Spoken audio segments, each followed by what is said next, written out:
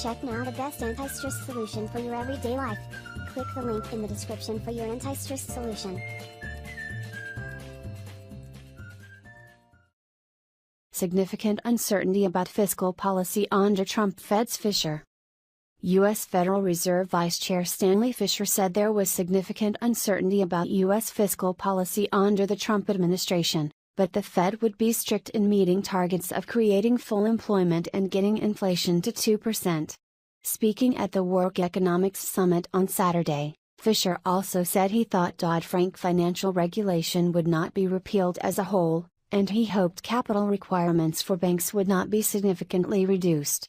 There is quite significant uncertainty about what's actually going to happen. I don't think anyone quite knows. It's a process which involves both the administration and the Congress in deciding fiscal policy, Fischer said, in response to a question. At the moment we're going strictly according to what we see as our responsibility according to the law, which is maintaining full employment and getting inflation to 2%. He also said he thought Dodd-Frank banking regulation legislation would not be repealed, though there may be some adjustments.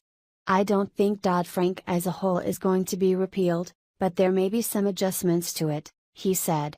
Significantly reducing capital requirements would reduce the safety of the system. I certainly hope it's not going to happen. Dodd-Frank financial regulation was passed in 2010 after the financial crisis of 2008-09, and included legislation requiring banks to maintain higher levels of capital. Fischer also mentioned adjustments to Dodd-Frank could include being less demanding of community banks. The comments came the day after the Federal Reserve Board's top bank regulator, Daniel Tarullo, said he would resign, giving a boost to President Donald Trump's plans to ease reforms put in place after the 2008-09 financial crisis. Trump last week ordered reviews of major banking rules that were put in place after the 2008 financial crisis, drawing fire from Democrats and sending banking stocks higher on expectation. India's PM Modi faces election test as voting begins in Uttar Pradesh. More than 13 million Indians voted in the first stage of state assembly elections on Saturday, the biggest electoral test for Prime Minister Narendra Modi since coming to power in 2014. The world's biggest election this year began in Uttar Pradesh, the first of 6 stages that will elect an assembly to govern the impoverished state of nearly 220 million people. Modi's nationalist Bharatiya Janata Party, BJP, swept to victory in Uttar Pradesh 3 years ago, and the election in the state that follows the shore of the river Ganges will set the tone for the 2019 national elections. More broadly, voters will deliver a midterm verdict on Modi and his nationalist party after his decision to withdraw 86% of the cash in circulation. The banknote ban was launched by Modi 3 months ago to purge the economy of untaxed income and the proceeds of crime and corruption, and has disrupted daily life and commerce, and caused the economy to slow. On the campaign trail, Modi has said he had the interests of the poor at heart in making the move, his biggest gamble yet. The results will tell us whether Modi continues to enjoy unquestioned support or if it has started to erode, said R.K. Mishra, an independent political analyst based in the state capital, Lucknow. Amid tight security, voting was conducted in 73 constituencies of western Uttar Pradesh, where violence has erupted frequently over the last few years. Fighting between Hindus and Muslims killed about 65 people in 2013.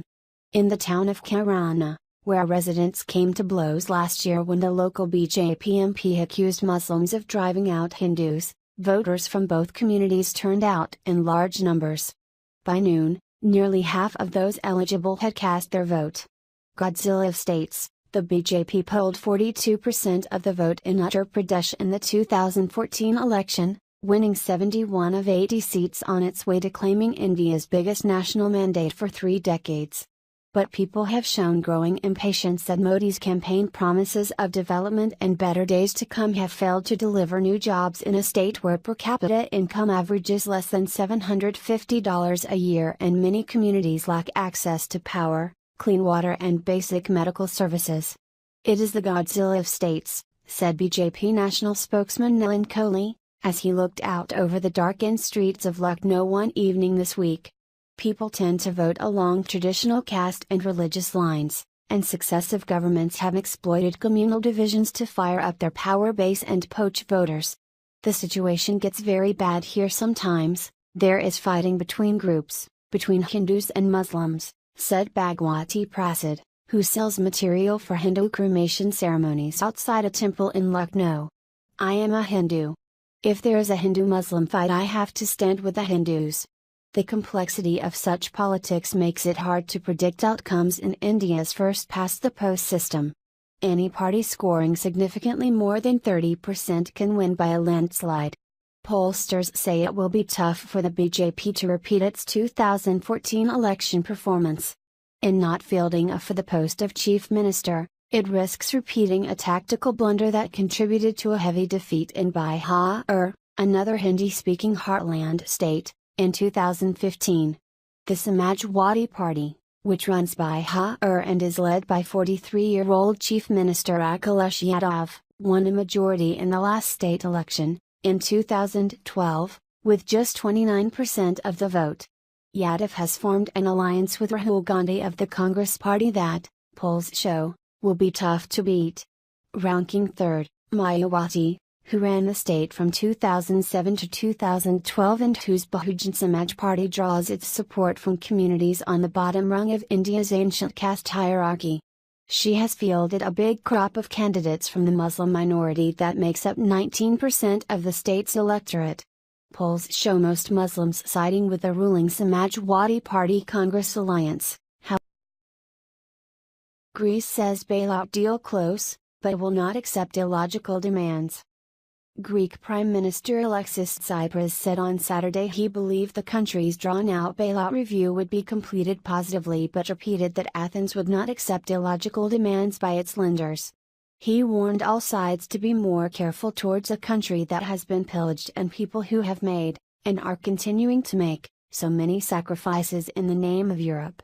Greece and its international lenders made clear progress on Friday toward bridging differences over its fiscal path in coming years, moving closer to a deal that would secure new loan disbursements and save the country from default.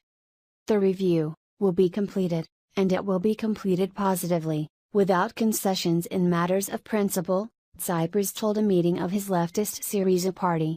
Reaching agreement would release another tranche of funds from its latest €86 billion bailout, and facilitate Greece making a major €7.2 billion debt repayment this summer. European and International Monetary Fund lenders want Greece to make €1.8 billion, or 1% of GDP, worth of new reforms by 2018 and another €1.8 billion after then, and the measures would be focused on broadening the tax base and on pension cutbacks. But further cutbacks, particularly to pensions which have already gone through 11 cuts since the start of the crisis in 2010, are hard to sell to a public worn down after years of austerity. Representatives of Greece's lenders are expected to return to Athens this week to report on whether Greece has complied with the second batch of reforms agreed under the current bailout, its third. We are ready to discuss anything within the framework of the bailout agreement and within reason, but not things beyond the framework of the agreement and beyond reason, Tsipras said. We will not discuss demands which are not backed up by logic and by numbers, he said. Tsipras accused the IMF, with which it has had testy relations since its first bailout in 2010, of being cowardly, and of coming up with new demands for Greece, absurd, imaginary, unreal. It doesn't matter, as long as it is made to look like Greece is to blame for the already agreed decision of the fund to not finance the third Greek bailout. The IMF has sat on the sidelines of the latest bailout program and says it cannot participate in a program which could keep Greece in a never-ending cycle of indebtedness that could push national borrowing to 275% of economic output by 2060. I don't know if the review will be completed with the IMF having a central funding role, or a different role. If you like the review to receive will be more news completed on our because YouTube channel, please click the subscribe button.